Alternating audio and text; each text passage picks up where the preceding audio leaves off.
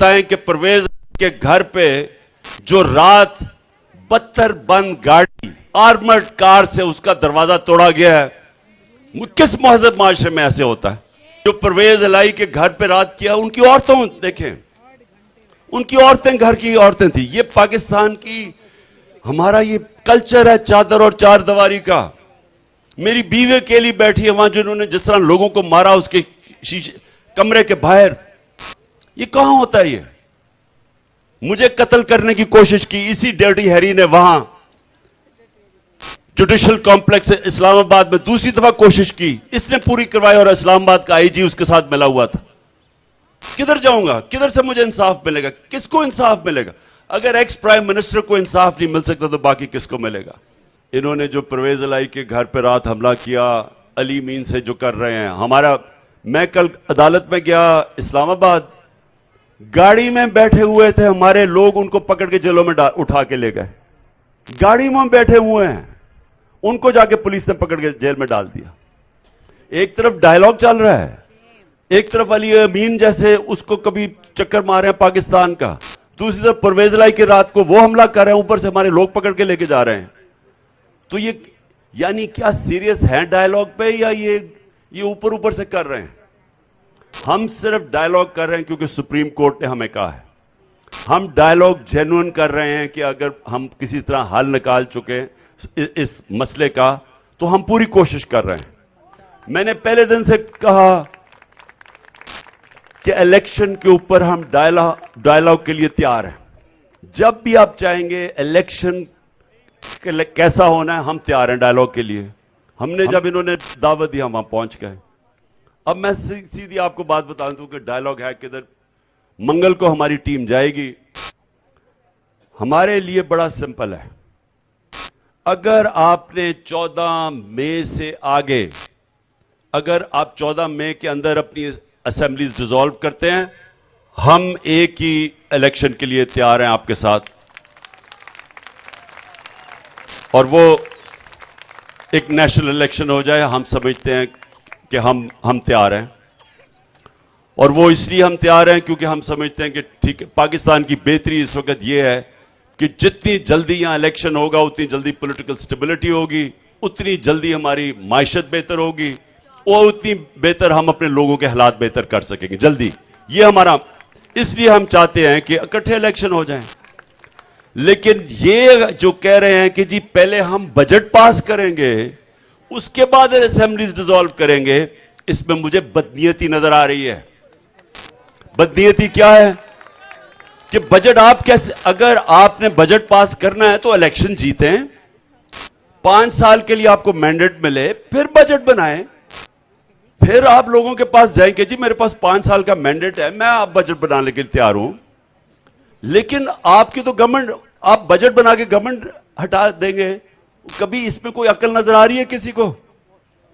यानी आपके पास मैंडेट ही नहीं है बजट बनाने का, क्योंकि आपका बजट कोई और उसका बोझ उठाएगा। इसलिए जिसने भी बजट बनाना है उसको पहले इलेक्शन लड़ना चाहिए, इलेक्शन जीत के आना चाहिए, और वही असल बजट होगा, क्योंकि वो बजट पर सोच समझ के बताएगा कि उसे 5 साल अवाम का सामना करना पड़ना है, वो बजट बनाएगा। तो ये हमारे से बदनीयती ना करें, बजट के बाद हम असेंबलीज डिसॉल्व करेंगे, क्योंकि ये हमें कबूल नहीं है। 14 से पहले अगर आप असेंबलीज डिसॉल्व करने के लिए तैयार हैं तो हम भी ज्वाइंट इलेक्शन के लिए तैयार हैं। अगर आप नहीं हैं तो सुप्रीम कोर्ट क्या बैठा है कि पंजाब का इलेक्शन 14 हो रहा है, और उसके बाद हम सीधी तरह सुप्रीम कोर्ट में जा रहे हैं दूसरे पख्तूनख्वा के इलेक्शन के लिए। तो हम फिर अपने 2 सूबों में इलेक्शन करवा लेंगे, क्योंकि सुप्रीम कोर्ट ने कहा है, आइन ये कहता है कि 90 दिन में होना चाहिए, ये हमारा राइट है, ये आइन भी कहता है।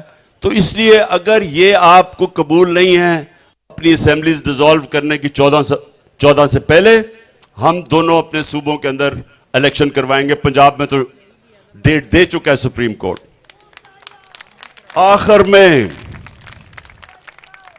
में मैं अपनी सारी आज कौम को, जो आखिर में सब पीटीआई तहरीक इंसाफ एक तरफ, सब कौम को मैं आज पैगाम दे रहा हूं। पीर को 1 मई है, 1 मई, जिसको लेबर डे कहते हैं, इस्लामाबाद में, पेशावर में और लाहौर में हम अपने मजदूरों के लिए सबसे पहले तो हम एक रैली निकाल रहे हैं। मैं रैली, लाहौर की जो रैली है वो मैं लीड करूंगा।